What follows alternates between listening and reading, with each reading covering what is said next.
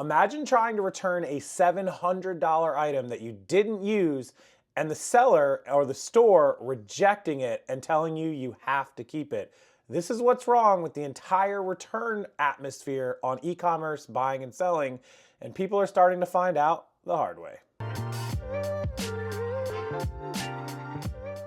Yeah, what's up, Rockstars, and welcome to the channel. This story is going to show us everything that's wrong with the return culture when you buy something on the internet, especially expensive items. And so in this story, which I'm going to show you a clip of in just 1 second, this young lady is a maid of honor in her sister's wedding. She purchased a $700 designer dress from Saks Fifth Avenue. She got it, she tried it on for 5 minutes, is what she says, and it either didn't look right or it didn't fit right. She didn't like it, and she packed it back up, sent it back to them. And the following is what happened when they received the dress and she asked for her $700 refund. Do not shop at Saks Fifth Avenue. There is something extremely fishy going on with Saks, and they're basically robbing people and scamming people left and right. A bit of a story time, but worth it. I purchased some dresses from Saks because my sister's getting married and I'm the maid of honor, so I was trying to find a dress. This one specific purchase is a $700 Rami Brooke dress that is a splurge of a dress, but I wanted to give it a shot. When it came, I tried it on in my apartment for maybe 5 minutes and ultimately decided to go with another dress that I ordered from somewhere else. So I packed it up and I shipped it back off as a return. About a month goes by and I get the dress back in the mail from Saks. I had been waiting for my money back, but I know that they take a very long time to actually refund you. So when I got this in the mail, I was like, wait, what's going on? I called customer service and the agent told me that the return was rejected because it had deodorant stains, an odor, and looked worn. I mean, I'm like investigating the dress. I'm showing my mom, like, Mom, can you smell this? I mean, the dress, not only does it have tags on it, but there's nothing wrong with the dress. I wore it for 5 minutes while trying it on in my apartment. So I called. So 5 minutes doesn't sound like a lot, but you can get deodorant stains and other stuff. I've seen it happen, especially for women wearing the dresses, zipping it up if it's tight, you know what I mean? And you had deodorant on, especially if it's fresh, it could happen. I mean, she's swearing it didn't. She shows some pictures, which maybe it didn't, and, you know, team her, but it's not impossible, right? Am I wrong here? It's very possible. Customer service, and they're like, well, you can submit photos of the dress and email it to us and we'll open up a case. So I go ahead and do that. I send 8 photos of this dress and I get so thorough with it. I mean, I'm labeling everywhere. I'm trying to show them that I didn't wear this dress and that there's literally nothing wrong with it. I mean, where are the deodorant stains? Where would that, there's the tag, but like, where's the deodorant stains? And they email me back and they say that due to deodorant stains and body odor, they will not be accepting the return.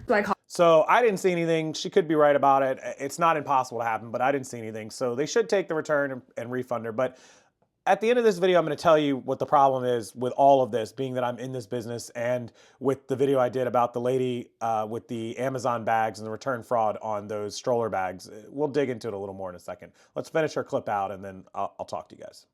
Customer service again. And the customer service rep was really nice. She's like, I see these photos and as far as I can tell, there's nothing wrong with it, but like I do not have the authority to issue the return. I have to send it to this department. And I'm like, well, can I speak to a manager? Can I speak to someone in that department? Like, I would like to speak with someone who does have the authority to issue returns. And anytime that I've mentioned asking to speak to a manager. Total side note, she's completely worked up, which I understand, and she's moving her hair and hand motions. It's kind of funny seeing it because she's definitely heated and steamed over this. Spoiler alert, she ended up getting the refund. She doesn't talk about it in this video, it's in future videos. She does end up getting her $700 back. Just news alert, spoiler alert. With Saks, they get extremely dicey about it and they like try to like deter you from asking. And then if you like insist on it, I finally spoke to someone who had no authority to do anything anyways. And he basically told me that the only thing I could do was wait to get another email to tell me if they're going to accept the dress or not. This is supposed to be a luxury department store, but there's more. I had purchased 2 other dresses before this dress and tried those on and returned them. And it took 60 days for me to get my money back. Their return policy is 30 days. I was calling every week, speaking to customer service reps, being like, when am I getting my money? They're like, oh, we have to escalate this case. They're like, I don't have the authority to give you your money back.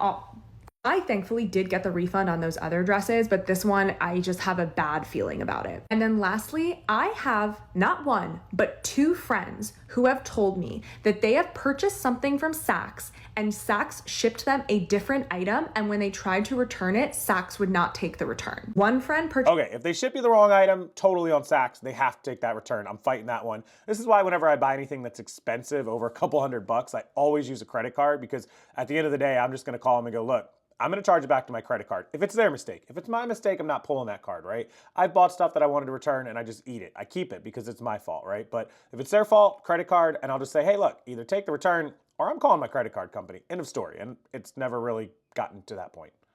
Just a Gucci wallet for her husband for Christmas, and they sent her a lesser value wallet and they wouldn't take the return. My other friend purchased sneakers and they sent her a different pair of sneakers, different brand, 2 sizes different, and they would not take the return. She called and called, she sent it back twice, it got rejected twice, and they would not give her money back. They are robbing people, they are scamming people, there is something up there, and I am warning you, if you are looking to make an expensive purchase or really any purchase, do not purchase anything from Saks. Okay, so let's talk about this for a second. And this is that return culture that we talked about. I did a video a few months back that went viral. It has like 23 million views on Instagram. Lady sells stroller bags. It's a bag, you put your stroller in, you zip it up, you take it on vacation. People were using it, legitimately using it. It had Disney World tags, luggage tags, airport tags, and then sending it back to her. And stores, not just small sellers like me and that young lady, stores like Saks Fifth Avenue and Nordstrom and even Walmart or Target or, middle of the line stores like maybe an American Eagle or something, these companies are dealing with this same return culture where people just buy stuff and return it. Now, a lot of people are scumbags. Sorry, it is a lot of people that will buy stuff, they will use it, essentially a rental like, at her sister's wedding, and then send it back. Now, thankfully, she's not that person. She buys stuff, she tries it on, she sends it back. But that is still a massive, massive problem. I see people at my UPS locally all the time. There's a lady, I saw her there, I swear to you, every day for a week. She had like one shirt, but you could tell it was the same shirt in like 6 colors. What she had done is bought that shirt in all those colors to see which colors she liked. She kept one of them and sent the other 5 back, right? She also did it where I saw a shirt that was the same color, but I could tell it was different sizes. So she didn't know if she was a small, medium, or large. And I understand, especially for ladies, the ladies out there, buying clothing on the internet is not easy. It's hard because different brands fit different ways.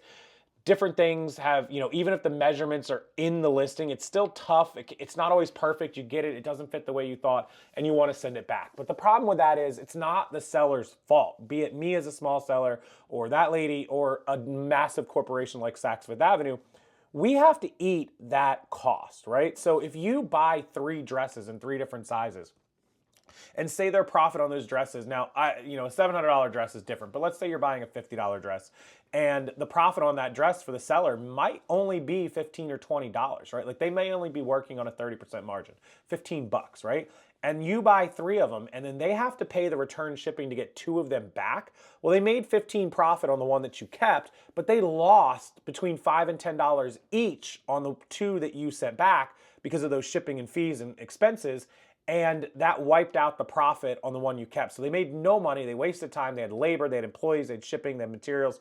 That's the problem. On a $700 dress, maybe they made, $100 profit or $200 profit. And so her shipping 2 back, doesn't really hurt them. But if she doesn't keep any of them, they make no profit and they're out $10 in shipping, $15 in shipping. She does that with a few dresses, all of a sudden, she's cost them $50. So this is that return culture. So one thing is bad where people use stuff and send it back and it's just scumbag theft or renting, blah, blah, blah. But even if you don't use it and you do what she did and there was no deodorant stains, it's a legitimate return. She's buying stuff just to see. And unfortunately, in the world of e-commerce shopping, girls, especially females, they have to see how something fits, how it wears. You don't know until you put it on, how it's going to look on you, how it's going to look on your curves, how it's going to look on your length, your height, or your short, the shortness of the dress or the skirt, how far up does it ride? There's a ton of things. Same with shoes. How do they fit? How do the shoes feel? Are they high enough on your ankle? Are they wide enough? Are they long enough for your toes? There's a lot of things. Even me, when I buy like board shorts or swimming trunks, how far down my leg do they go? Are they tight enough? Are they big enough? Can I tie them tight enough? Are they too small? Are they too big? There's a lot of things. Even guys deal with it, and t-shirts and polos and stuff don't fit right, or dress pants. Clothing on the internet and selling it is such a tough market, and that's why I had to get out of it. I used to sell thousands and thousands of pieces of clothing, and I still have some left that I sell every day, and thank God I have a less than 1% return rate on eBay, but I don't know how people make it in that market. I don't understand how you can be profitable and significant with all the return culture that happens in the clothing industry, the clothing niche and category. especially if you sell female stuff, because that return rate is so much higher than guys. A lot of time, guys, we know it's an extra large, we get it, the measurements are off a few inches, no big deal. A woman gets it and the measurements are off by an inch or two or not what she expected, it's coming back. It's a return, right? No offense to you ladies, that's just the way that it works. So let me know what you think about the return culture, about this girl's story, about buying these high-end things and just sending them back. Just your thoughts in general. I'd love to hear them. As always, I appreciate it. It means a ton to me. And if you could, please like the video. Please hit that thumbs up. It really helps the algorithm and lets more people see it. And subscribe. Come back, watch future videos. 146,000 subscribers. Let's get to 150,000. I'll do a giveaway. It'll probably take a couple weeks, but I'll do a giveaway as I get somewhere around like 2,000 subscribers a month. So it's going to take me a couple, month or two. But we'll do a giveaway if you're one of my subscribers.